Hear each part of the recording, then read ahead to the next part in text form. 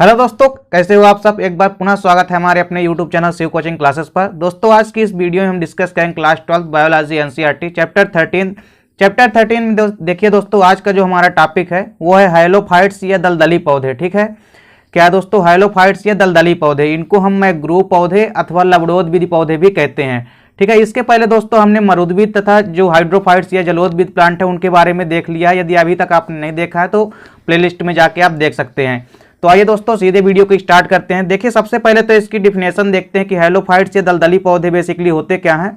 तो देखिए जो हाइलोफाइट्स होते हैं, देखिए कुछ मृदा ऐसी होती है जहां लवणों की अत्यधिक मात्रा पाई जाती है। ठीक है, जैसे कुछ सुंदरवन डेल्टा साइड का जो क्षेत्र है वहां पर मृदा में लवणोद्भिद या लवणों की अत्यधिक मात्रा पाई जाती है। जैसे सोडियम क्लोराइड, मैग्नीशियम सल्फेट और मैग्नीशियम क्लोराइड, इनकी अत्यधिक मात्रा वहां पे पाई जाती है। तो ऐसी मृदा जहां पर लवणों की अत्यधिक मात्रा पाई जाती है उस मृदा को हम लवणीय मृदा कहते हैं। ठीक है, और लवणीय मृदा में उगने वाले पौधों को ही हम लवणीय पौधे या लवणोद्भिद अथवा हाइलोफाइट्स या दलदली पौधे कहते हैं, और साथ ही साथ इनको मैग्रोव पौधे भी कह सकते हैं। ठीक है, तो ये तो हाइड्रोफाइट्स की डिफिनेशन हो गई। इसके बाद देखिए जो भी यहाँ पे मैग्रोव पौधे या हाइलोफाइट्स हैं उनमें जो भी यहाँ पे एडाप्टेशन या अनुकूलन पाए जाते हैं उनको भी हम देखते हैं। तो देखिए सबसे पहले जो इसमें अनुकूलन है वो होता है स्थायित्व या फिक्सेशन, इसको इंग्लिश के अंदर बोलते हैं। देखिए स्थायित्व बेसिकली क्या होता है, जो मैग्रोव पौधे होते हैं या दलदली पौधे होते हैं इनमें राइजोफोरा जैसे हो गया, तो राइजोफोरा इसका अच्छा एग्जाम्पल है। राइजोफोरा में देखिए जो उसका तना होता है उसके निचले भाग से अनेक मजबूत जड़ें निकलती है जिसे हम अवस्तंभी स्कंदमूल कहते हैं। ठीक है, और इन्हीं जो जड़ों से स्कंधी जड़ें निकलती है ये जो है दलदली मृदा में एक स्थायित्व की भांति कार्य करती हैं। ठीक है, यहां पे आप समझिए, जैसे यहां पे हमारे पास मान लीजिए राइजोफोरा का प्लांट है, तो राइजोफोरा का जो प्लांट है उसके नीचे यानी जो उसकी तने होती है तो उसके तने के निचले भाग से यानी यहाँ पास से दोनों साइड क्या निकलती है, कई सारे अवस्तंभी स्कंद जड़ें निकलती है।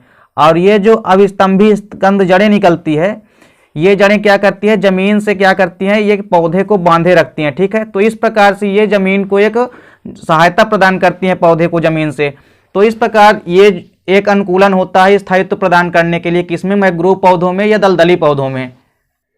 अब देखिए इसी में दूसरा अनुकूलन होता है एक श्वसन मूल, जिसको कि हम रिस्पायरेटरी रूट भी कहते हैं। ठीक है, देखिए श्वसन मूल क्या होता है, जो भी दलदली पौधे होते हैं उनमें जो पानी एवं खनिज लवणों की अधिकता है उसके कारण ऑक्सीजन की कमी हो जाती है।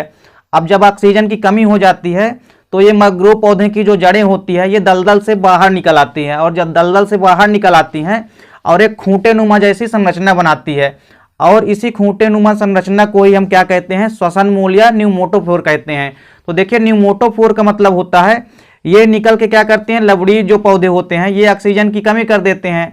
ज़्यादा मात्रा में यदि लवणीय खनिज मात्रा और यदि पानी की अधिकता हो जाती है तो लवणीय मृदा के कारण वहाँ पे क्या होता है, ऑक्सीजन की कमी हो जाती है, जिस कारण से मैग्रोव पौधे की जड़ें जो होती है वो दलदल से बाहर निकल आती हैं और एक खूंटे नुमा जैसी संरचना बनाती हैं, जिसे ही हम क्या कहते हैं, श्वसन मूल या न्यूमोटोफोर कहते हैं। देखिए यहाँ पर जैसे हमारे पास जो राइजोफोरा है, राइजोफोरा में यदि हम बात करें तो इसकी जो जड़ें हैं, इनकी जड़ों से क्या है, इनकी जो जड़ें हैं नीचे साइड जब इसकी जड़ें निकल आई है तो इन जड़ों से क्या होता है कि दलदली भागों में क्या होता है, जो मृदा है वो लवणीय मृदा होती है, जिसके कारण वो पानी की अत्यधिक मात्रा को सोख लेती है और जिस कारण से वहाँ पे ऑक्सीजन की कमी हो जाती है। तो यहाँ पे लवणीय मृदा के जो पौधे हैं उनके निचले भाग से कई सारे छोटे छोटे जो हैं यहाँ पे खूंटे नुमा जैसी संरचना बन जाती है। ठीक है, और ये जमीन के पहले नीचे रहते हैं और जमीन के ऊपर पहले आ जाते हैं। ये कैसी संरचना है, खूंटे नुमा संरचना है। तो इस खूंटे नुमा संरचना में क्या होता है कि ऑक्सीजन की मात्रा जो है वो ज़्यादा मात्रा में सोख ली जाती है, जिस कारण से ये ऊपर जमीन के बाहर आ जाते हैं और लवणीय मृदा में क्या करते हैं, ये स्थायित्व प्रदान करते हैं और ये जो ऑक्सीजन की मात्रा है उसको कम कर देते हैं, जिस कारण से इनमें क्या होता है कि ये निकल आते हैं बाहर। ठीक है, जिसको हम क्या कहते हैं, राइजोफोरा या न्यूमोटोफोर्स कहते हैं। और इनमें कई जगह छोटे छोटे क्या होते हैं, छिद्र पाए जाते हैं। ठीक है, इनमें छोटे छोटे क्या पाए जाते हैं, छिद्र पाए जाते हैं, जो कि क्या करते हैं कि ऑक्सीजन की मात्रा को, अब जब इन पौधों में क्या हो जाती है, कमी हो जाती है ऑक्सीजन की, तो ये न्यूमोटोफोर्स खूंटे नुमा जो संरचना, इनमें कई सारे छोटे छोटे वातरंध्र पाए जाते हैं और इन्हीं वात रंध्रों से क्या होती है, ऑक्सीजन की मात्रा ग्रहण की जाती है। तो इस प्रकार पौधे में जो भी ऑक्सीजन की मात्रा में कमी आती है, तो ऑक्सीजन की कमी को पूरा करने के लिए ये जो खूंटेनुमा संरचना है, जिसको हम न्यूमेटोफोर या हम इसको क्या कहते हैं, इसको हम न्यूमेटोफोर कहते हैं। इसी को दोस्तों, इसी को साथ ही साथ हम श्वसन मूल या न्यूमेटोफोर कहते हैं। तो न्यूमेटोफोर आपको समझ में आ गया होगा कि जो भी दलदली पौधे होते हैं उनमें पानी एवं खनिज लवणों की अधिकता के कारण क्या होता है कि ऑक्सीजन की कमी हो जाती है। और जो मैंग्रोव पौधे होते हैं, इनकी जड़ें जो है दलदल से बाहर निकल आती हैं और खूंटेनुमा संरचना बना लेती हैं, और इन्हीं खूंटेनुमा संरचना को ही हम क्या कहते हैं, श्वसन मूल या न्यूमेटोफोर कहते हैं। और यही न्यूमेटोफोर क्या करते हैं कि ऊपर आकर जमीन के क्या करते हैं, इनमें छोटे छोटे वातरंध्र या छिद्र पाए जाते हैं, जो कि ऑक्सीजन की कमी को क्या करते हैं, पूरा करते हैं। तो ये भी एक प्रकार का जो श्वसन मूल है या रेस्पिरेटरी रूट, ये भी क्या है, एक प्रकार का अनुकूलन या एडाप्टेशन है मैंग्रोव, यहाँ पे मैंग्रोव पौधों या दलदली पौधों में।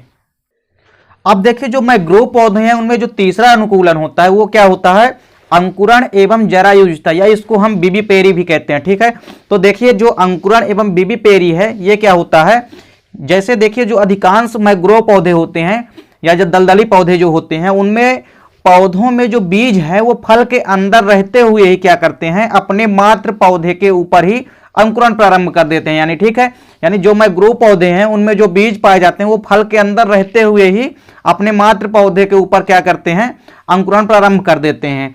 ठीक है, तथा इनका जो भ्रूण बनने पर पोषण के लिए मात्र पौधे पर ही निर्भर रहते हैं। ठीक है, और जब इनमें भ्रूण का निर्माण होता है तो भ्रूण जो है अपने पोषण के लिए मात्र पौधे पर ही निर्भर रहता है, यानी जिस पौधे पर वो जुड़ा रहता है उसी पर वो निर्भर रहता है। ठीक है, इस घटना को ही क्या कहते हैं, विविपेरी कहते हैं। ठीक है, और यह एक प्रकार का अनुकूलन होता है। ठीक है, मैंग्रोव पौधों में, जिसमें बीजों के अंकुरण के पश्चात जो भी नवोद्भिदी पौधे जड़ एवं पत्तियों के निर्माण के पश्चात ये दलदली भूमि पर गिर जाते हैं। ठीक है, और इनमें जैसे ही नवोद्भिदी कोई पौधा बन जाता है तो उनमें जो पत्तियां और तने का निर्माण है, ठीक है, तने जड़ एवं पत्तियों के निर्माण के पश्चात क्या होता है कि ये जो है दलदली भूमि में गिर जाते हैं और वहां अपने आप को स्थापित कर लेते हैं। ठीक है, इसका भी एग्जाम्पल क्या है, राइजोफोरा।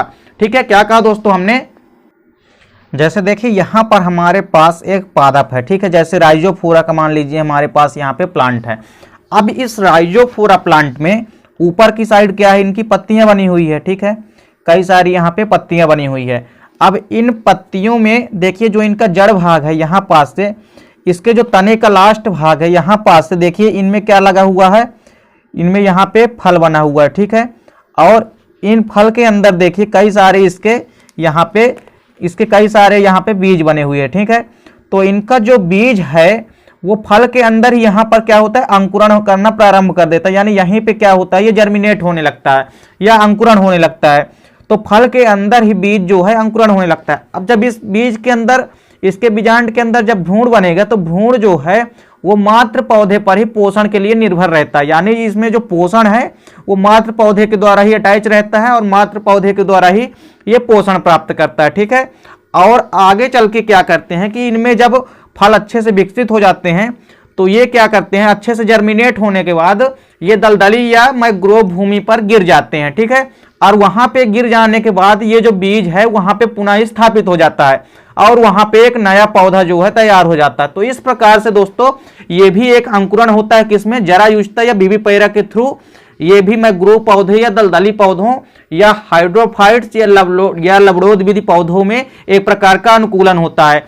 तो इस प्रकार का जो अनुकूलन है इसके द्वारा देखिए यहाँ पे क्या है, अर्थात हम कह सकते हैं कि जो इस प्रकार का अनुकूलन है ये यहाँ पे प्रजनन में भी सहायता कर सकता है। ठीक है, तो इस प्रकार जो अंकुरण है या जरायुजता या विविपेरा के माध्यम से ये भी एक प्रकार का अनुकूलन होता है मैंग्रोव पौधों में। क्या होता है, इसमें जो पौधे है तो इसके तने के लास्ट भाग से क्या होता है, यहाँ पे पौधा से ही क्या रहता है, मात्र पौधे से ही अटैच रहता है फल, और फल के अंदर जो बीज होते हैं वो मात्र पौधे में लगे लगे ही अपना अंकुरण प्रारंभ कर देते हैं। अब ये यहाँ पे जर्मिनेट होने लगते हैं। ठीक है ना, ये यहाँ पे क्या हो रहा है, बीज जो है हमारा वो अंकुरित हो रहा है। तो यहाँ पे जब बीज अंकुरित होने लगा और इसको पोषण के लिए, जब देखिए इसके अंदर जो बीज के अंदर जब भ्रूण बना तो भ्रूण भी अपने पोषण के लिए किस पर आश्रित रहता है, मात्र पौधे पर आश्रित रहता है। तो इस प्रकार से ये भी अनुकूलन होता है किसमें, मैंग्रोव पौधों में या दलदली पौधों में। ठीक है, तो उम्मीद करता हूं दोस्तों की वीडियो आपको पसंद आई होगी। दोस्तों यदि वीडियो आपको अच्छी लगे तो आप लाइक और कमेंट कीजिए, साथ ही साथ दोस्तों के बीच शेयर कीजिए। मिलते हैं दोस्तों नेक्स्ट वीडियो में, तब तक के लिए जय हिंद, वंदे मातरम।